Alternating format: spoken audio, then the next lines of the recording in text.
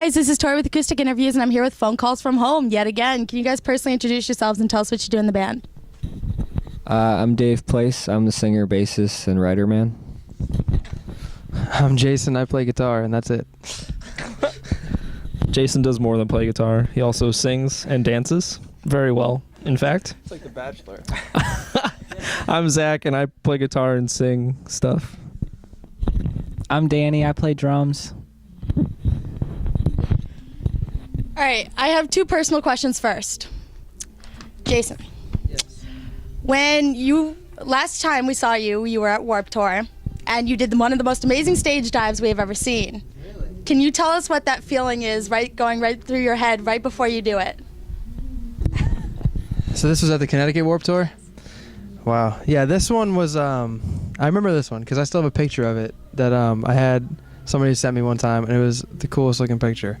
And we play usually on Warped Tour these mobile stages because Warped Tour travels around and stuff. And our stage, for whatever reason that day, was moved to this gigantic, like the biggest stage in the entire amphitheater or anything. It was crazy big, and they put the barricade out, and the gap between the stage and the barricade was like 7 or 8 feet or something like that. And the stage was also like 6 foot tall. Yeah, the stage was huge. And it stands, it was taller than your head and everything. And we were all joking like, well, today's the day you can't do a stage dive. And of course, we were talking about this today. I have a really competitive spirit, so of course, I take that. I'm like, well, I'm gonna do it. So when the part came, I just got myself really amped up, and just we have these 2 pink boxes that we can stand on, and I usually jump off of those. I made sure I hit that thing as clean as possible because if I slipped, I was probably dead. So just 2 feet plant and jump as far as I could, and luckily made it. So that was awesome. It's like an action movie when the house blows up and he's running away. Yeah. Dave, new hair. Question mark. New hair, period. Okay. I know I've already asked you this, Dave, but who do you guys have as musical inspirations? Well, each of us comes from a little bit of different backgrounds. Zach and I are the most similar because we grew up playing music together from about 12 years old on. And our favorite bands are Jimmy Eat World and Taking Back Sunday and Switchfoot, Blink-182. And back in the day, the Newfound Glory, Good Charlotte, Simple Plan. I feel like there's a slew of just the pop punk bands from like Epitaph and Drive Thru that were hugely influential. For Jason, his favorite artists are Billy Joel and Eminem. And Danny likes an array of stuff from 4 Years Strong to Copeland. So Cool. Wide array with you guys. How'd you guys get into music? I want to answer this each individually, quick. Yeah. For me, my mother got myself and my siblings instruments one Christmas day, and I got a drum set. My sister got a bass, and my brother got a bass. My sister got a guitar, and I just kept with the drums. And they kind of put their instruments in the attic, and in school we had to start learning guitar for like a music class. So I took those out, the guitar and the bass, and just started learning myself through those. Mine. I didn't play an instrument until a few years ago, but I did start in music in like the school chorus and stuff like that, and I was never even interested in that. But whenever I was dating this girl in the 6th grade, and we were setting up our class schedules for the next year, we both realized that we weren't going to have any classes together, and so I made the sacrifice as a boyfriend to choose chorus so we'd have a class together. And then it changed my life. I dumped her, but that's beside the point. Yeah, I stuck with music ever since, and it's been one of the biggest passions of my entire life. So I started playing clarinet in a jazz band. I was filthy. I was like Kenny G. We need to celebrate that at some point. I still have them. I also have a saxophone. Yep, I played clarinet for a really long time. My parents played guitar though, both of them, and sang. So there was always one in my house, but I never really played it seriously until me and Dave started playing together. But so yeah, that's it, I guess. Yeah, for me, I didn't really have much desire to get into music. Like I always really loved music, but I didn't want to play anything. And my dad, when I was in 6th or 7th grade, was like, "You're gonna have to play something." And so, I don't know. I was just like, "Okay, I'll show you." I was like, "I'm gonna play drums," because I was like, they'll never say yes, and if they do, like it'll last a week, and they'll beg me to stop. But yeah, they got me a little snare drum, and I just played the crap out of it for like a year. And then my next birthday, they got me a drum set, and I just been playing ever since. So you guys have been on tour for a little bit now. What's your favorite venue? The Norva. That's yours. You go first. There was this sweet place in Virginia called the Norva that we played. Was that on the Every Avenue tour? And they had hot tubs in the band's green room, and then they also had a basketball court inside also. That was really cool. It was pretty sweet. It's hard to beat that. Yeah. Anyone? I don't know if I have a favorite. The venue is just like the medium for the show, you know what I mean? And so it's tough to say. A lot of them are very alike, and other than maybe like a hot tub here or there, it's hard to really pick them apart completely, you know what I mean? Can I get a hot tub? Remember that? I love that. Can I get a hot tub? Don't remember it. It's like that State Farm commercial. Oh, yeah, no, with a hot tub.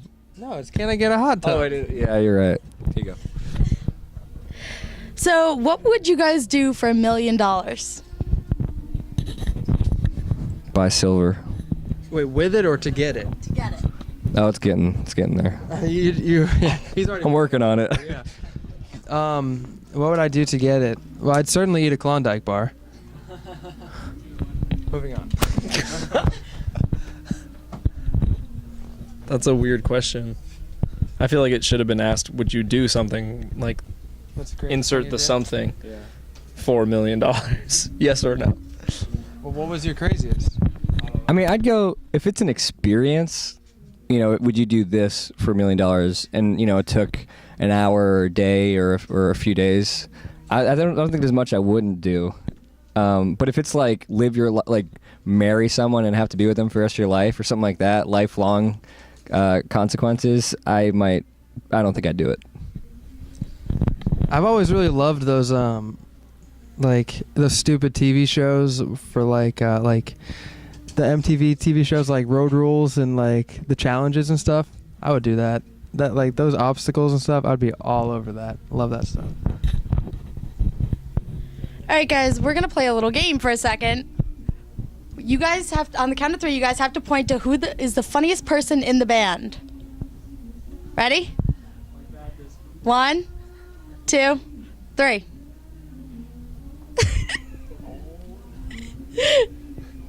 Can you explain your decisions? Himself. Pointing at Dave. Pointing at himself. We're all pointing at someone different. I picked Jay. We all have really good senses of humor in different ways. But Jay, he laughs the most, I think, which helps. You know what I mean? I think it's a draw, but he laughs the most, so he's most reactive to the humor. Yeah. I picked Zach. You did? I thought you picked Daniel. No, I picked Zach. Oh. Because Zach just makes the most random jokes, and that's the thing, like you saying about me, but he thinks they're the funniest things, and that's like he gets me laughing just by his own laughter, even if I don't think the joke is funny. I picked Dave because he does really weird things all the time, which makes us all laugh.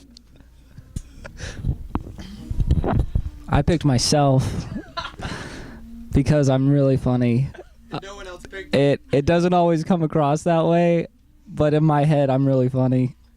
So Yeah, I'm the guy who usually says a joke, like everyone's going around the table making comments and laughing, then I say something and it's silence. But in my head, I'm like, that was so funny. All right, if you guys had to settle down and live one place for the rest of your life, where would you live? Probably Cocoa Beach, Florida. Good answer. Making dreams come true, aren't you, Dave? Making millions and living in Cocoa. Well, it's tough for me to say because I've always really wanted to go to some crazy places like Fiji. I don't know why that one stuck out to me, but I've always heard Fiji's really cool. So if I like it there, I think I'd want to live there. But for now, the places I have been, there was this one really small town in California that I've always remembered and always loved. Encinitas, California. It was right next to this town called Carlsbad, and it was like the coolest experience, and just like walking distance to the beach anywhere you are, because it's such a small town. I just love it there. I would maybe live where we live, or where we used to all live, on the Cape. It's pretty sweet. Or Hawaii, which I know is completely opposite coast, but my parents went there and they were like, you should move there. Yeah, for me, the location doesn't really matter. I just want to be where the people I love are. So He wants to be where the people are. Who's your hero? I guess Jesus, for me. He seems to be like the guy. The guy. The guy of all guys. No, but I study Jesus a lot, and it just seems like there's a lot of correlation even between like superhero movies. Like there's always a part where the superhero is down and out and finds one last strength, and everyone's like, "This is amazing." And it just, to me, it's all a rendition of that same story. I'm not gonna pick the same person because that would just be redundant. And but I'm gonna pick Daniel. What? Because I just love the way that you have an outlook on stuff like that. Because that was, the last answer you gave is just a perfect example of why you're my hero, dude. This is the nice tour. I would have to say my dad. He just seems like he's my pappy. Because he's a swell guy, and I think he did a good job raising me. Or I hope he did. yeah, no, your dad is definitely awesome. My hero is Spider-Man because he's the man. He's like super smart, and he gets mad chicks, and he's just like swinging through downtown New York. So I'm into it. I'm gonna call the camera girl out. When you said that, she literally went, "Oh my god!" It was awesome. Sing the song downstairs. They can't even hear me. They can't hear me, so it doesn't matter. All right, guys, you guys have quite a few songs written by now. What is the most memorable to you? Memorable in what way? The most important to you, the most special?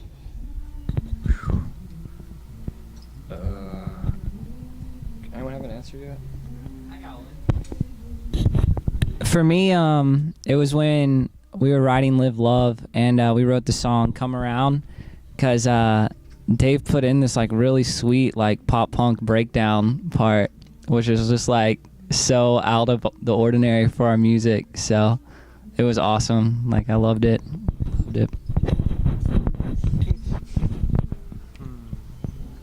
It's a tough one.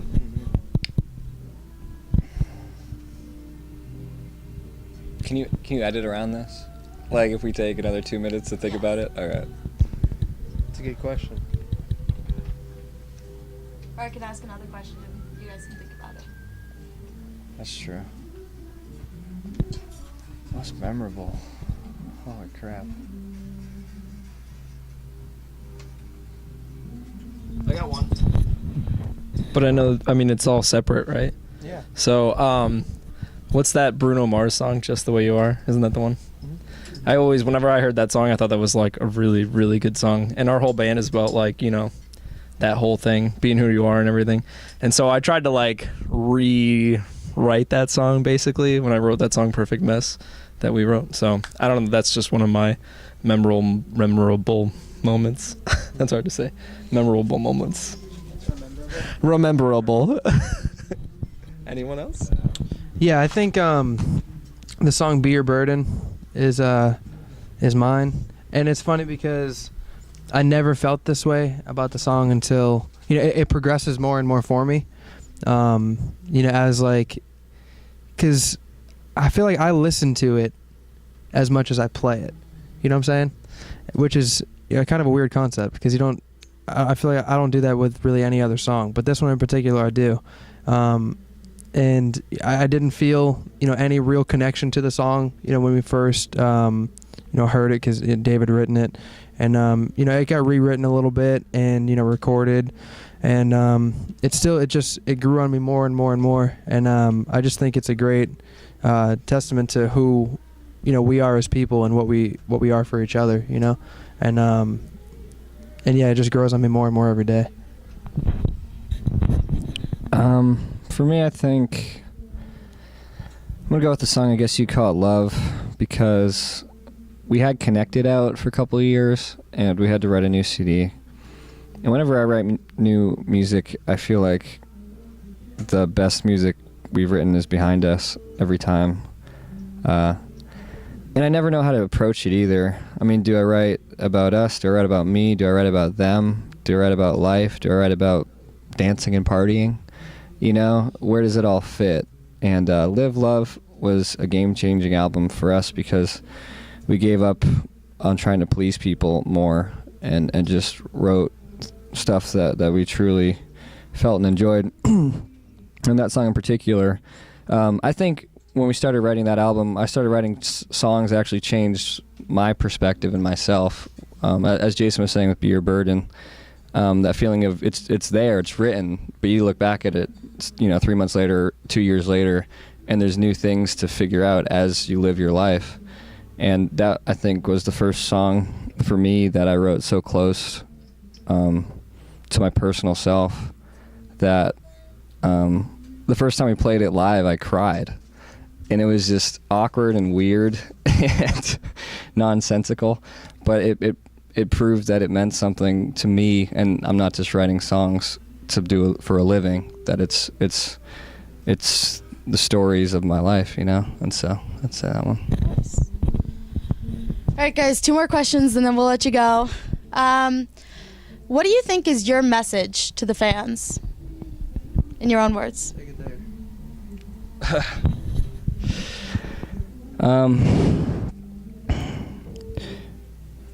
I mean, there's quite a few things, but if we had to narrow it down to a few sentences, I'd say to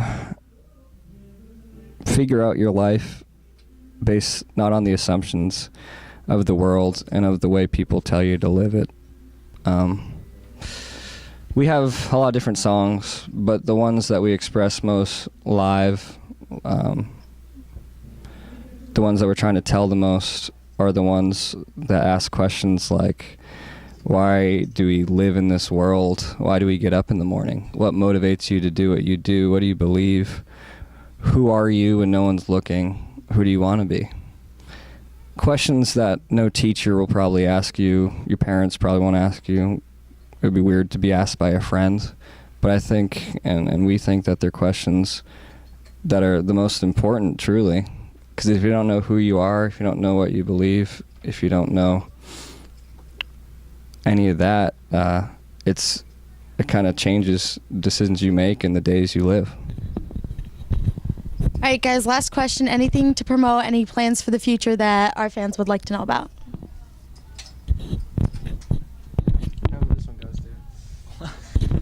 I don't know. This is so weird because we literally, we haven't done anything for like almost a year. Like we did Warped Tour and we were like, enough. We just chilled out. So, I mean, this is really, we're just getting back up on our feet now. We had our first show yesterday in Jersey and second show of the tour. So, I mean, if you hear this in time, we're on tour until July 14th, and we have a few festivals at the end of the summer. But other than that, I don't really know what's going on. we're probably going to be writing and recording some new stuff soon, hopefully. So everyone could keep an ear out for that.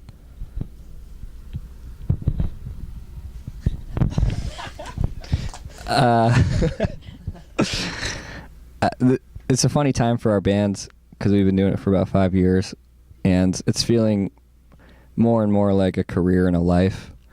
And usually we have plans ahead of time, but right now we literally don't.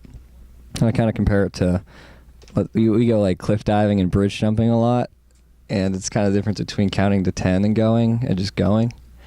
And right now we're just not counting to 10. We're just, what's next? We don't know. We literally have no idea. We know that we love creating songs. We know that we love playing them for people. So that won't change. But as for when and where and how, we'll let you know when we know. Your guess is as good as mine. All right, guys. Well, thank you so much for your time. Thank you, everyone, for watching. And we can't wait to hear you guys play tonight. Bye.